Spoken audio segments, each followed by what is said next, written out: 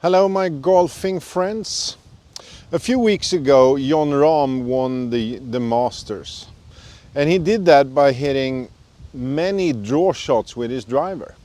And the internet went a little crazy because he was starting his driver over here, not even close to the golf ball, maybe a foot or at least 10 inches behind the ball.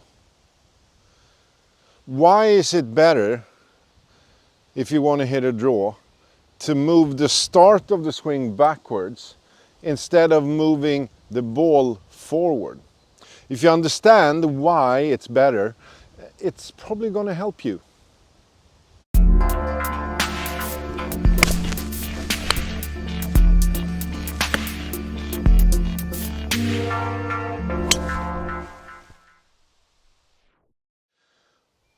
If someone comes to a lesson, normally with a slice or maybe a big fade, and they want to hit a draw with the driver because it's just going further, feels better, less stress on your back, it's a lot of good things. But the key to doing that is to understand timing. I talk a lot about timing, but timing is almost like something strange, like a ghost. We need to understand timing, but we don't really talk about it because nobody can explain it. Timing is something that you need to learn to understand and feel, and by using the Jon Rahm technique with your driver, or actually his setup, you can get some help if you have a big fade or a slice. I want you to understand that the difference between a slice with a very open club face and a draw with a more closed club face is timing.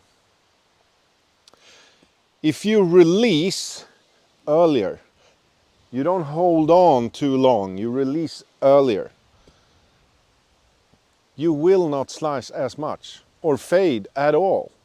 And that's what Jon Rahm is using. His mind, he's talking about release point. For me, that's when the club is straight, like he wants it to be. So he moves the club back. He actually moves the ball back and the start of the swing back. So he starts the swing back here to give his mind a feeling of an earlier release. He talks about it perfectly. He's letting the club become more closed. Every golf shot has a slice and actually a straight shot. I mean, if we don't release at all, it's a big slice, a little release, it's a small slice, a small maybe fade, straight, and if the toe is a little bit faster than the heel, it's going to be a draw. The club will always be, if we want to do this correctly, it will always be open to the target line, but it will be closed to the swing path. And here's why it's much better to move everything back instead of forward. If you move the ball forward to get time to close the club face, let's say I want to hit the ball over there. I will not be able to hit it from the inside because I'm in the way. Moving the ball forward will, if you close the club face, will give you maybe a pull draw, but not a push draw. So it will start for me to the right and turn to the right. I won't find the ball again. So by moving it too far forward, we're destroying the chances of a good swing path. Moving backwards, you all know, if you watch my videos, that my ball, even with the driver, is very far back. It's actually, when I play golf, it's in the middle or actually slightly back. But it's not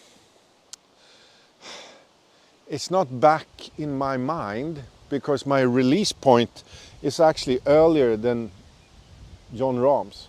I like to feel, he's thinking about 10 inches before the ball. I'm thinking maybe 3 feet before the ball. I don't want to be late. So that's the difference. Hitting a ball It will be release point here, the ball not too far forward. Thinking about it, if you start the club over here, you will actually get some help to find an earlier release point. The release starts, I start the release the first I do. I like to extend my arm the first I do because I don't want to be late. But if you can think about a straight club over here, or if you have a big slice, even move it further back until it works. Because it works. Let's go.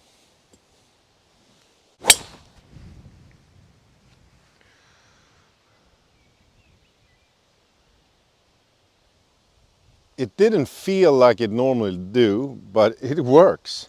My brain is really trying to hit the ball even earlier than I did before. And it works. A big high draw.